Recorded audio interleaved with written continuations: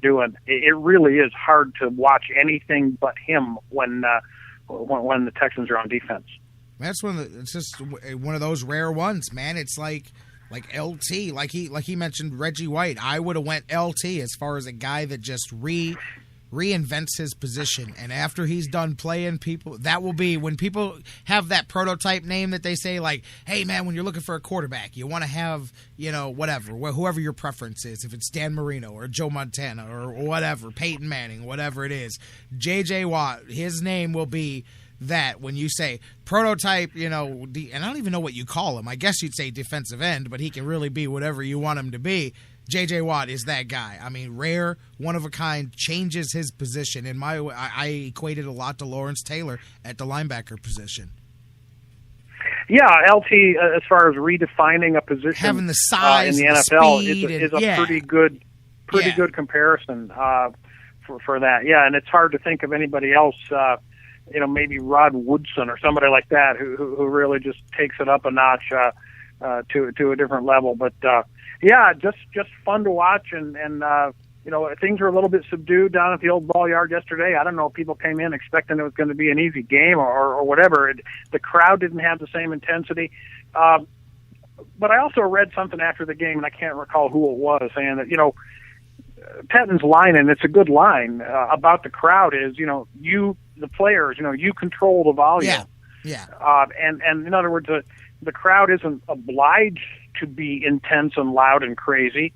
The team gets them that way, and if the team is not playing with any intensity, then it's hard to fault the crowd for not reflecting that.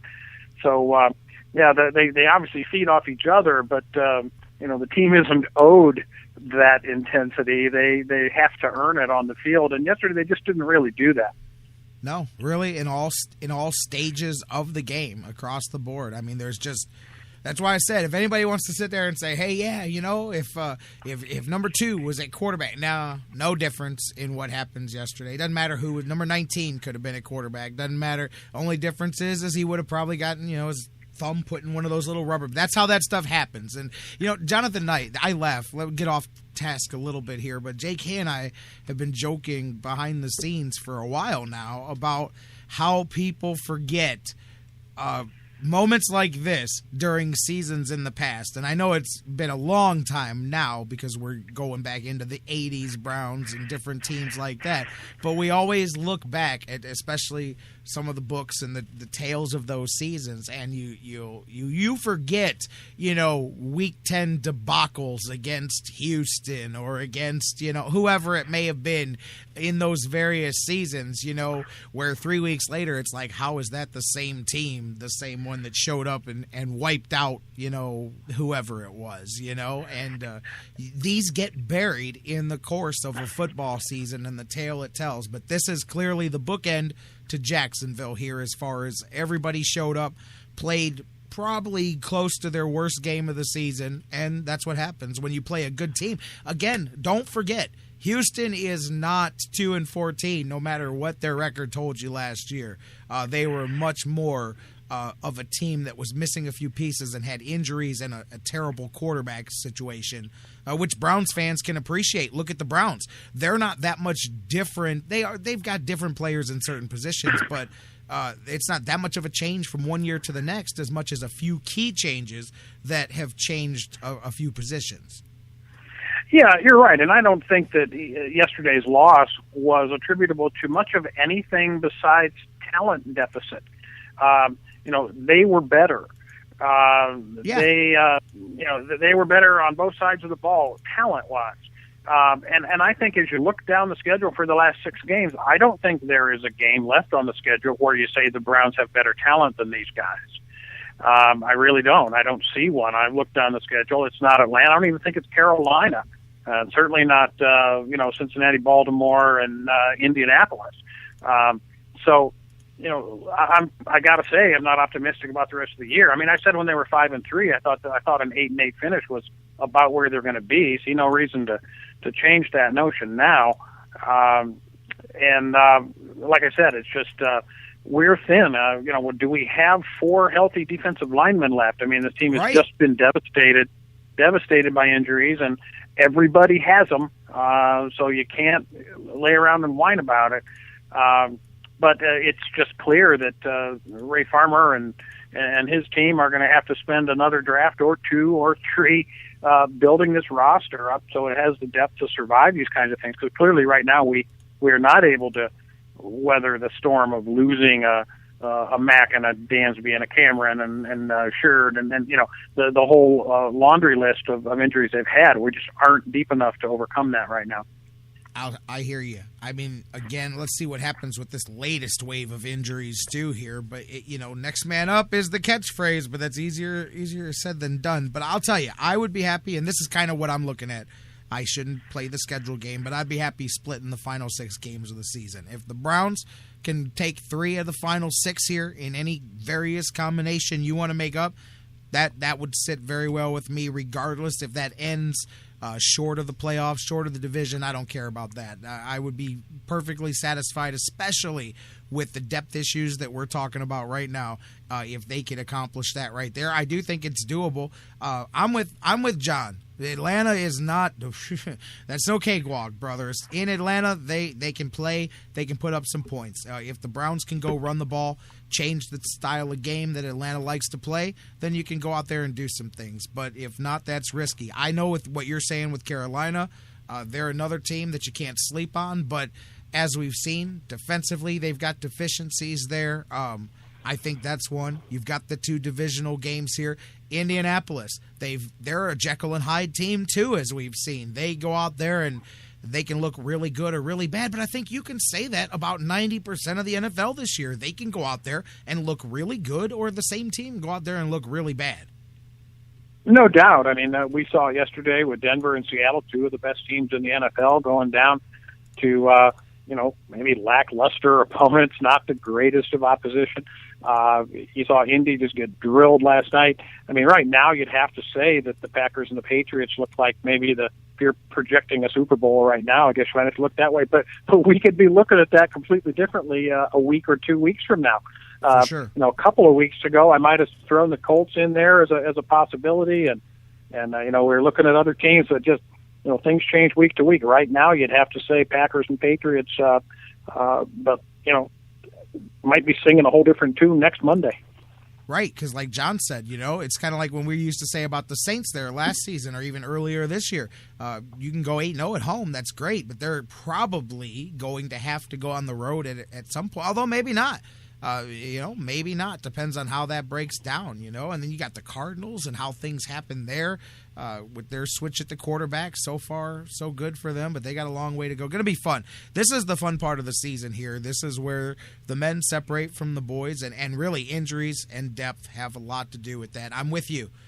People can say that it's an excuse and it's the next man up all you want, but let's just assume that none of those 3 guys, talking about Wynn, Sheard, and Dansby, are able to play next week. I mean, literally, I dare you to sit your opening day depth chart up and then scratch off all the names in the front 7 that are no longer options to play on the field and look at what's left, because it's actually pretty scary. Just us talking about it, it's pretty scary thinking about it now, because in my head I'm going, man, what do we got left? We got Kitchen, we got Fua, I'm pretty sure we're going to have to sign at least 1 or 2 guys here this week, probably at least 1 off the practice squad and maybe a street free agent just to fill the holes here to have a complete squad.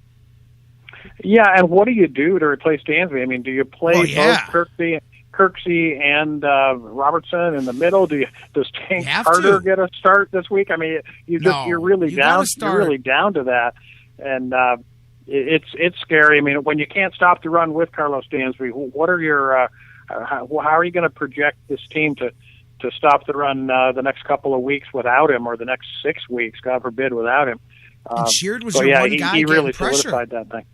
Oh, yeah, and Sheard. Yeah, you're right. And Sheard was the one guy actually getting you consistently some pressure throughout the season. He's always been a favorite of mine anyway, because he's one of those guys, he doesn't care. Switch him from line, switch him to linebacker, switch him from the left to the right. He doesn't care. Whatever you want him to do, he wants to go out there and play some football. But he was a key kind of a 1B kind of a guy, filling roles on that line and giving guys breathers. And like you said, I think what you said is probably what you got to do. wouldn't you think you have to start both of those guys? Instead of them sharing a job now, you're going to have both of them playing as far as Kirksey and Robertson. And maybe that's a good thing because you've had half a season for the rookie, more than half a season for the rookie to kind of job share and learn the job in bits and pieces. So maybe you're not going to have to worry about overloading Kirksey as much here by giving him the full-blown thing, because I think you're going to have to. Your four are going to have to be Kruger, Kirksey, Robertson, and Mingo. That's going to have to be your linebackers next week, I would think. Yeah, and I would think, Mingo, too, got some action at the end of the game, made a few plays. Yep. Looked like he was, being more active and more involved and kind of maybe thinking less and playing more. So that's clearly a positive sign. And I did not know this, J-Reck, and you can probably help me out with this. Justin Gilbert, was he inactive yesterday? I don't know either. Here's the 8th pick in the draft. I think someone said they saw him out on a kickoff team, on a coverage team, or a return team, one or the other. And but here's the 8th pick in the draft, can't get on the field, and you've got an undrafted free agent, K'Wan Williams, in the game, being active, making plays. It really, once again, 10 weeks in, you've got 2 first-round picks, neither one of them is on the field, and that's not a good sign. Speaking of making plays, he did make that one. Whoo, that one you mentioned earlier, up in the same spot there in the end zone. Brother, that was a play. And that was when I said Mallett's arm is for real, man. He can make throws, because that was a pretty throw there too, man. And it took a hell of a play to take care of that there. And even the other one on the play in the end zone with Hayden's interception there, good play call, good throw. I mean, that was great defense to not get a flag on Hayden's interception, to not get a flag thrown on that, to be up in the air and over the guy but not touch him, because it's almost impossible not to get a flag in the end zone in today's NFL on those plays. And those were both 2 great plays those guys made. Yeah, the cornerback play wasn't bad, and I didn't really understand the strategy of dropping Joe Hayden off Andre Johnson 10 yards. Sometimes they would do it right before the snap. Sometimes they just lined up that way right from the start. And Mallett really feasted on that, those quick outs to the sideline. And they didn't give up any deep balls, but they gave up 8 yards of pop all day long. And it's just tough to get your defense off the field when you're giving up an 8-yard completion on first down, or 9-yard run for that matter, which they did, repeatedly.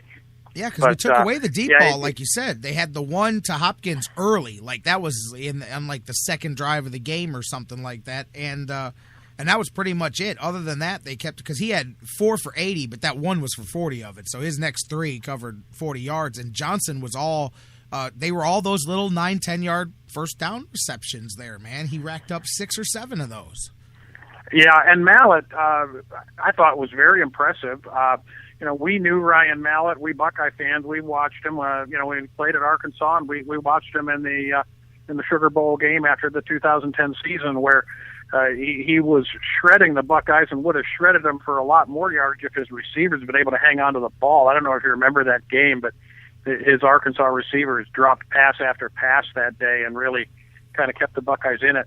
But he was impressive that day, and always been a big, strong-arm guy that people always thought translated well in the NFL. Credit Bill O'Brien for having him ready. They had a couple weeks to get ready, and he came out. I don't think the Browns laid a mid on him all day long, and he threw the ball well. Obviously, the arm strength is apparent.